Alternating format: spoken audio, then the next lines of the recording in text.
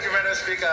Madam Speaker, actually, I'm absolutely disappointed, and might I add that actually I'm quite disgusted that I thought, because we've heard about Fiji Airways before in Parliament, there are much more important national issues that I thought the government side would bring ministerial statements, and in particular, Madam Speaker, we've just gone through Cyclone Kenny, Cyclone Josie.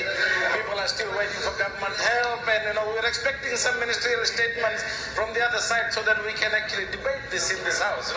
But unfortunately, the government doesn't want us to ask some hard questions as to how they actually dealt with the relief assistance. So, Madam Speaker, having said that, let me also say that the Honourable Minister for Economy, when he talked about the profit of $95.8 million for 2017, he should have actually talked about the breakdown of those profits from the group of companies. Fiji Airways, Fiji Link, Pacific Coal, 38% shares in Sofitel. So it's a group profit, Madam Speaker, not just Fiji Airways profit. I think people need to understand that. Also, Madam Speaker, if we look at that $95.8 million profit, and you look at the subsidy that we give to Fiji Link, which we add the $18 million, we need to actually break that down and to see what the actual performance is.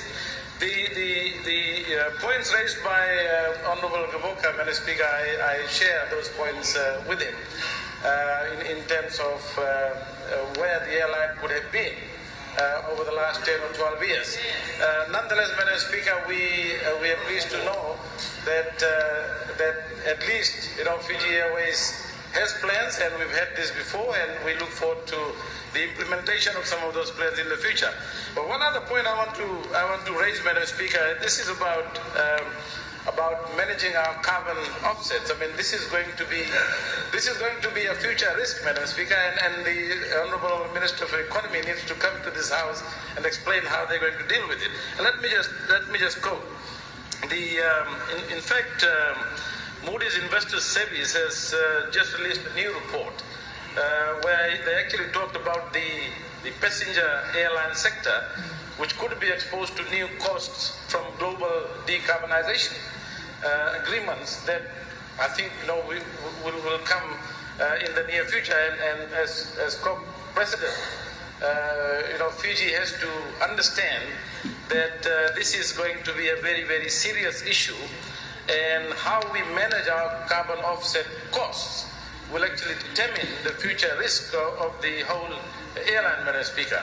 And so, these are very important issues, Madam Speaker, that we ought to hear from the Honourable Minister. And let me add this again, Madam Speaker.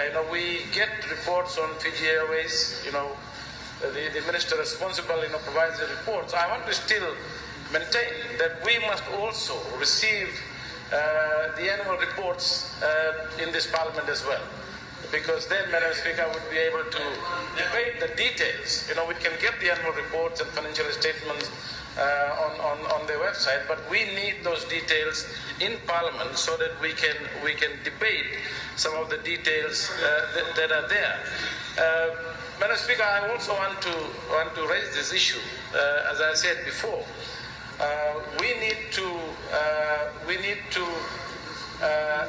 look at all those issues that I've pointed out, because, as I said before in this Parliament, our objective is to get more tourists, Madam Speaker. We have a target for 1 million tourists. We must not deviate from that objective, because at the end of the day, that should be our real objective.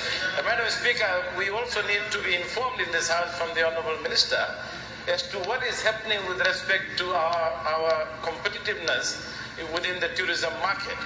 And it is now very clear, Madam Speaker, that our competitiveness in the overall tourism market in the Asia-Pacific region is actually going down.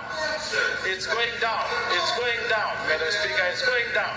And apart from the taxes that we've heaped on the tourism operators, The fares are also very high, Madam Speaker, comparatively. You know, if you look at the fares from here to Auckland to Sydney, where our main destinations, source destinations for tourists are, these are very expensive, Madam Speaker. So in the long run, these are some real risks that this government will have to worry about and Fiji Airways will have to worry about. Thank you, Madam Speaker.